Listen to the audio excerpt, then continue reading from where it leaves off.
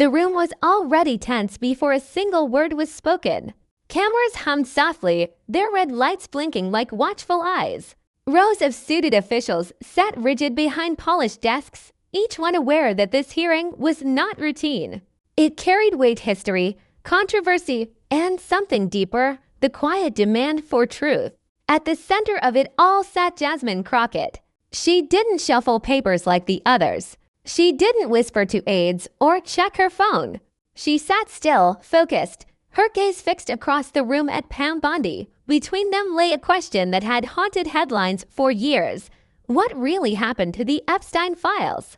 The chairperson called the hearing to order. Formalities were spoken, oaths taken, and statements delivered, carefully crafted, polished, safe. But underneath the surface, something sharper was building. Then it was Crockett's turn. She leaned forward, fingers lightly touching the desk, her voice calm but unmistakably firm. "Let's stop pretending," she began. The room shifted. This isn't about politics. This isn't about party lines. This is about accountability. Across from her, Bondi remained composed. Her posture was practiced, her expression controlled. She had faced pressure before: media storms, legal battles, public scrutiny. But this felt different. Crockett continued. "For years, the American people have been told that the truth would come out, that justice would be served. And yet documents are missing, timelines don't add up, and key questions remain unanswered." A pause. "Not for effect but for weight. Why?" The word landed like a stone dropped into still water. Bondi adjusted her microphone slightly. "Congresswoman, as I stated previously, all actions taken were within the bounds of the law." Crockett didn't raise her voice. She didn't interrupt in anger. But she did interrupt. "That's not what I asked." Silence rippled across the room. "I asked why critical information connected to Jeffrey Epstein continues to be incomplete, inconsistent, or unavailable." Bondi inhaled slowly. "There are legal limitations, ongoing considerations, unacceptable." The word cut through the air. It wasn't loud, but it didn't need to be. Crockett leaned closer now, her voice sharpening not with emotion, but with precision. "Unacceptable," she repeated, "because we are not talking about minor discrepancies. We are talking about a case involving systemic failure to protect victims, failure to hold powerful individuals accountable, and failure to be transparent with the public." Behind her, a few heads nodded. Others stiffened. Bondi's expression tightened, just slightly.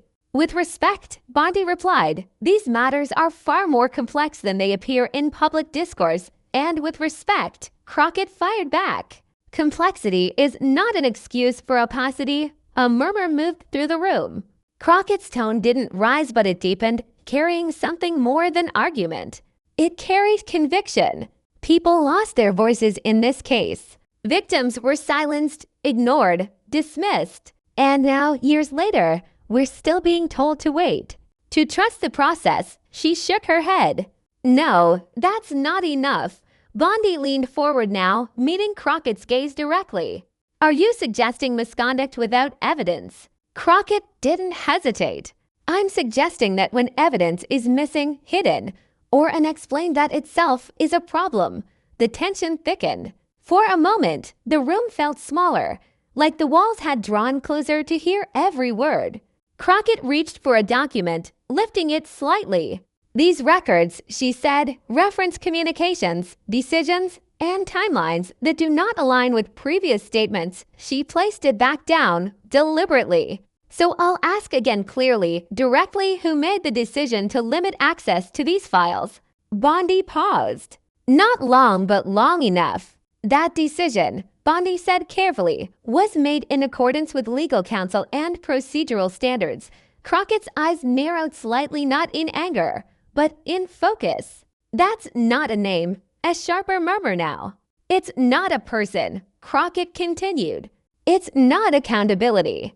It's a shield." The chairperson shifted, sensing the rising intensity, but didn't intervene. Because this was the moment everyone had come for. Bondi's composure held, but the cracks were there now, subtle, almost invisible, but real. Congresswoman, she said, we must be careful not to undermine institutions.